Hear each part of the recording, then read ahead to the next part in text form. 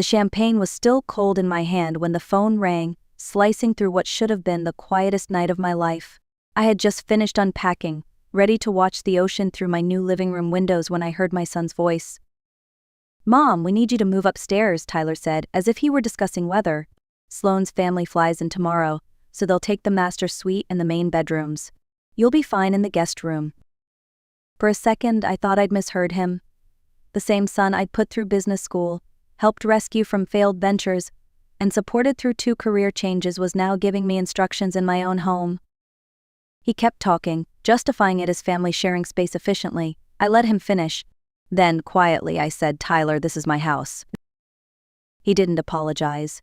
Instead, his tone sharpened, like someone reminding an employee who signs the checks. That was the moment I decided to let them think they'd already won. For 30 years, I built Blake Puerto Rico from a folding desk in my apartment into a boutique agency that handled national campaigns. I missed birthdays, holidays, and entire seasons chasing deadlines. When I finally sold the firm, after taxes and bonuses, the number sitting in my account was $2.7 million. Enough, I thought, to buy peace. I found the house in Cape Haven by accident, a weathered cedar and glass home perched high above the dunes. From the deck, the horizon stretched so wide it felt like breathing for the first time in years. 6,000 square feet of sunlight, salt air, and silence. I imagined mornings with coffee and seagulls, not conference calls. I imagined dinners with family, maybe even forgiveness. The first night I stood barefoot on the deck, I thought, this is what freedom feels like. Not the kind that shouts, but the kind that hums quietly underneath your ribs. I'd given my son every advantage, and I believed we'd finally reached the stage where I could just be his mother again, not his safety net. But I was wrong. Peace, I realized, doesn't protect itself. It has to be defended sometimes from the very people you love most. The next morning, Tyler called again. His tone was smoother this time, coated with false patience. "Mom, it's just practical. You have all that space and Sloane's parents already booked flights. It's only fair we all enjoy the beach house together." He paused, waiting for agreement. When I didn't answer, he added softly, living alone in a place that big isn't safe. "Maybe it's time to think about help. There's a nice retirement community nearby." There it was, the threat disguised as concern. The same tone his father once used when explaining why my ideas in marriage were too emotional. I stared out at the water, calm and endless, and something inside me shifted. He thought I'd fold out of guilt or fear, but I didn't build a company by surrendering to pressure. After we hung up, I opened a fresh notebook and wrote 3 names. 1. Nina Park, attorney. 2. James Holloway, accountant. 3. Gabe Rios, investigator.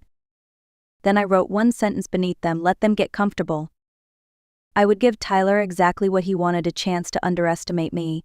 I had learned long ago that the easiest opponent to defeat is the one who believes he's already won.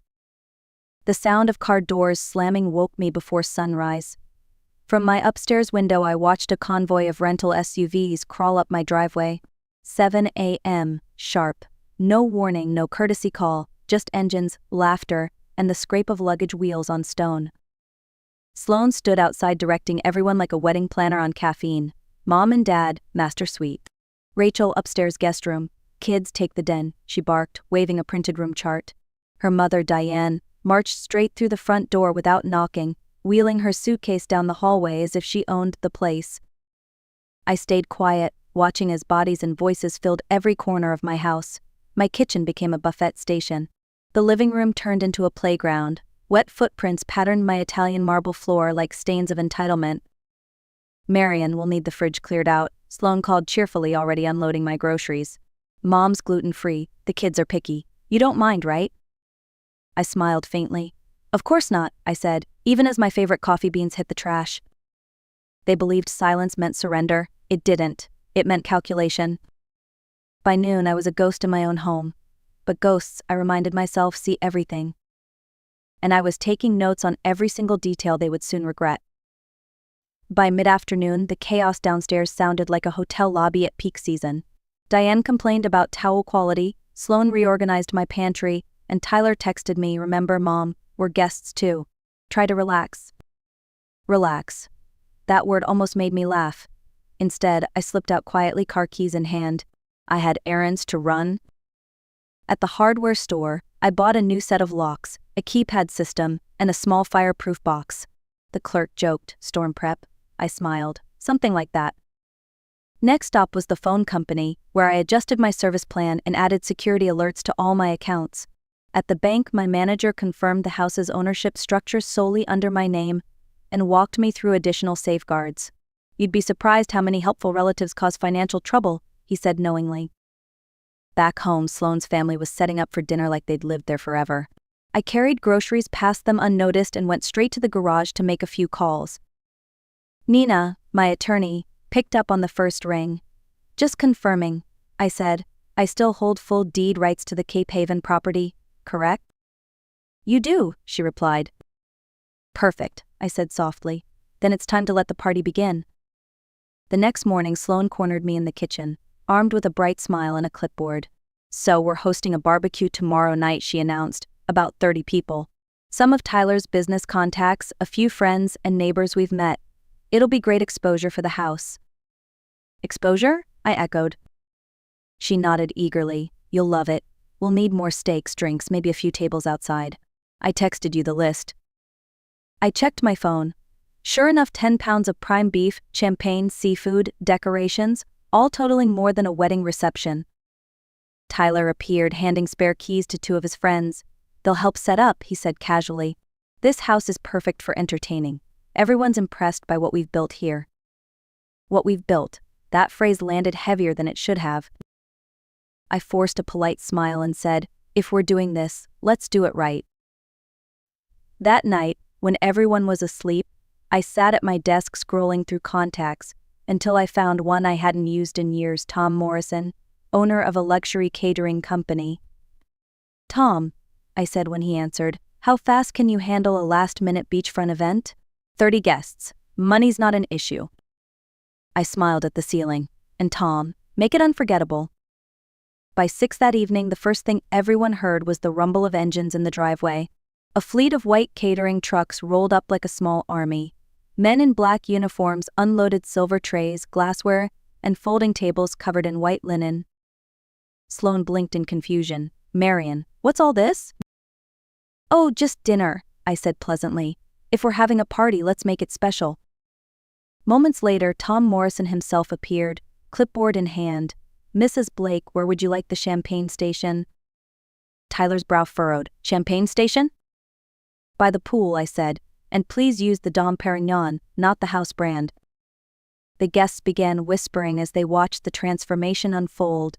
Within minutes, my deck looked like a luxury resort: white candles flickering, polished cutlery gleaming under string lights, servers gliding with trays of hors d'oeuvres. Tyler kept glancing at me, his expression shifting from pride to panic. He was calculating costs, and I could almost see the numbers spinning in his head.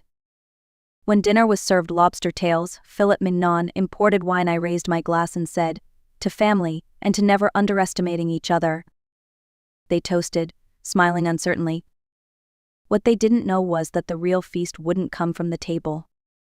It would come from the bill I'd left waiting on the kitchen counter. The next morning, sunlight poured through the kitchen windows, exposing every empty bottle and crumpled napkin left from the night before. I found Tyler and Sloane hunched over the island, pale and whispering.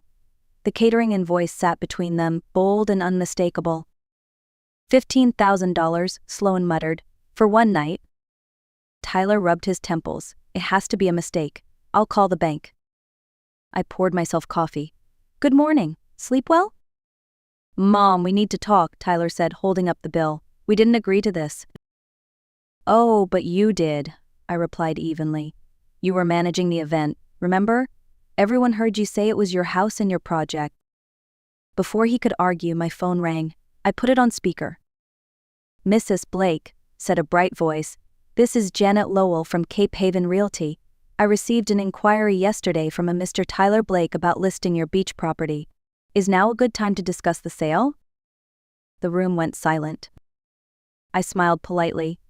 "That's odd. Mr. Blake isn't authorized to represent me in any real estate matters.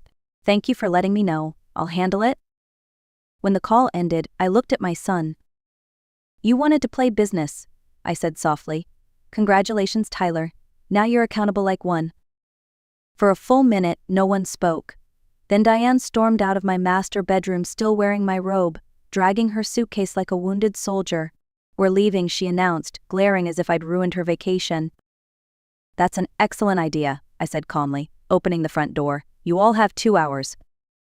The house erupted into chaos. Children argued, doors slammed, luggage tumbled downstairs. Sloan muttered about how I'd embarrassed the family, while Tyler made desperate phone calls trying to find a hotel with vacancies. I watched the scene unfold with the same quiet detachment I'd once used during corporate crises. When the last car disappeared down the drive, I finally exhaled. Inside, silence settled like dust after a storm. My phone buzzed. It was my attorney, Nina Park. Nina, I said, it's time. Transfer the house into the LLC we discussed. Blake Dunes, LLC, she confirmed. Management handled by Seabright Coastal Stays. It'll look like a high-end rental on paper. You'll still control everything. Perfect, I said, smiling at the waves beyond the window. They'd wanted to turn my sanctuary into a vacation home, so I did exactly that, just not for them. Peace wasn't something I'd lost. It was something I'd just redefined. 3 days later, I was enjoying my coffee on the deck when a white van pulled into the driveway. The logo read Coastal Care Services. A woman in scrubs stepped out, clipboard in hand, her expression polite but cautious. Mrs. Blake, I'm Janet Torres with Adult Protective Services. We received a report of possible self-neglect and financial exploitation. I need to do a welfare check.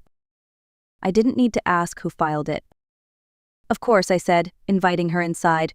Come in, Ms. Torres. You'll find everything in order. For the next hour, she checked my medications, refrigerator, and bank statements. She asked clear, professional questions, taking notes while I calmly provided every document she requested: property ownership, rental contracts, medical records, all labeled and neatly organized. When she finished, her tone softened. Mrs. Blake, everything appears completely normal. This report seems exaggerated. I smiled. Exaggerated is one word for it. She hesitated before leaving. May I ask who might have made the complaint? My son, I said simply. He's upset because I set boundaries. Janet nodded slowly. I'll close the case as unfounded. As she drove away, I stood on the porch, watching the ocean roll. Some people weaponize concern, others document the truth. I chose the second. That evening, as the sun dropped behind the dunes, I called Gabe Rios, the investigator who'd once handled corporate background checks for me. Gabe, I said, I need you to dig into my son and his wife. Finances, loans, anything public and verifiable. He didn't ask why, he just said, give me 48 hours. 2 days later, a thick envelope arrived at my door. Inside were neatly typed reports, credit summaries, and screenshots that read like a confession. Tyler's design studio was 3 months behind on rent. Sloan had maxed out 4 credit cards to fund their vacations and home renovations. They'd even applied for a home equity loan, listing expected inheritance from me as collateral. But the worst part was buried near the end. 6 months earlier, Tyler had consulted 3 elder law attorneys about conservatorship options for an aging parent with declining judgment. He'd been planning to take control of my assets before the beach house was even purchased. I sat for a long time staring at those words. Not angry, not shocked, just resolved. I called Nina Park next. File everything, I said quietly. Restraining orders, documentation, the works. She exhaled. Understood, Marion, he won't see this coming. Neither, I thought, did I until now. 2 weeks later, I sat across from my son in the glass conference room of Nina Park's law office. Tyler looked nothing like the confident man who had once strutted through my home. His shoulders slumped, his eyes ringed with exhaustion. Before anyone spoke, Nina spread a stack of documents across the table: financial records, screenshots, transcripts, and a copy of the APS report. Mr. Blake, she said evenly, these materials show a clear pattern of harassment, exploitation attempts, and false claims against your mother. You are exposed to both civil and criminal liability. Tyler's hands trembled. I was just trying to protect her, he said, glancing toward me. Dad told me before he died that Mom wasn't great with money. I thought she'd get taken advantage of. Protecting me? I asked quietly. By impersonating me to realtors? By reporting me to social services?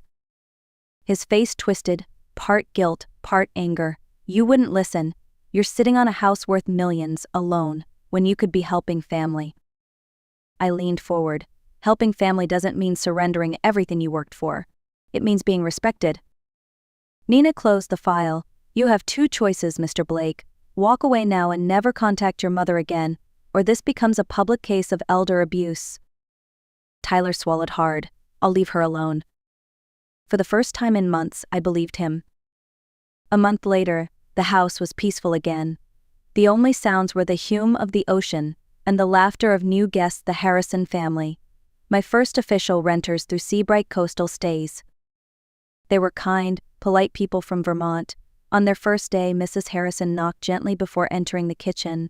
Mrs. Blake, we just wanted to thank you. The house is beautiful. Please tell us if there are any rules we should follow. Her words almost made me laugh. Rules? After what I'd endured, respect felt like a miracle. That evening, as I watched their daughters build sand castles below the deck, I realized the irony. The strangers in my home treated me like family, while my own son had treated me like property. The rental income rolled in steadily, $8,000 for 2 weeks, booked solid through the summer. But money wasn't the victory, peace was. For the first time in years, I slept without waiting for the next demand, the next guilt-laced phone call. The ocean outside my window wasn't just scenery anymore. It was freedom I had earned and finally learned how to protect. Peace lasted exactly 3 weeks before the next storm arrived. It came, as usual, through someone else's pain. Mrs. Harrison knocked on my door one afternoon, her face pale. Mrs. Blake, I'm so sorry, but someone's been calling our employers and even our daughter's school. They said you're unstable, that this place is unsafe. I felt the air leave my chest. Was it a man? She nodded. He said he was your son, Tyler Blake. Of course. When he couldn't attack me directly, he attacked what I'd built. She handed me a notebook. We logged every call. Numbers times what was said. We just didn't want to leave without telling you first. I thanked her, promising it would be handled. As soon as they left, I called Gabe Rios. I need proof, call logs, recordings, anything that shows harassment. We're filing charges. Then I called Nina, restraining order, elder abuse extension, and a harassment claim. He crossed the final line. Finally, I called Tyler. My voice was calm. We need to meet. Mom, can't we just? Today, I said. Or tomorrow, I let a judge handle it. 2 hours later, we sat face to face in Nina's office again. This time, I wasn't defending my peace. I was protecting it with teeth. The meeting was short. Tyler barely spoke as Nina slid the new restraining order across the table. His hands shook as he signed, eyes fixed on the document like it might burst into flames. When it was done, he whispered, I didn't mean to lose you. You didn't lose me, I said. You gave me back to myself. 6 months later, a letter arrived through Nina's office, an apology from Tyler, carefully written, lawyer-reviewed, emotionless. He asked for family counseling, maybe a visit. I declined. The Harrisons returned that summer for their anniversary, and their laughter filled the house again. We hosted a small wedding by the shore that fall. The business thrived, but more importantly, so did my peace. Sometimes the family you build isn't the one you're born with. Sometimes love means saying no and meaning it. As I watched another sunrise over the Atlantic, I thought about everything I'd survived, the manipulation, the guilt, the loneliness, and realized I'd won something far greater than revenge. I'd won myself back. If this story speaks to you, share it, tell me where you're watching from, and remember, peace isn't given. It's chosen, defended, and earned every single day.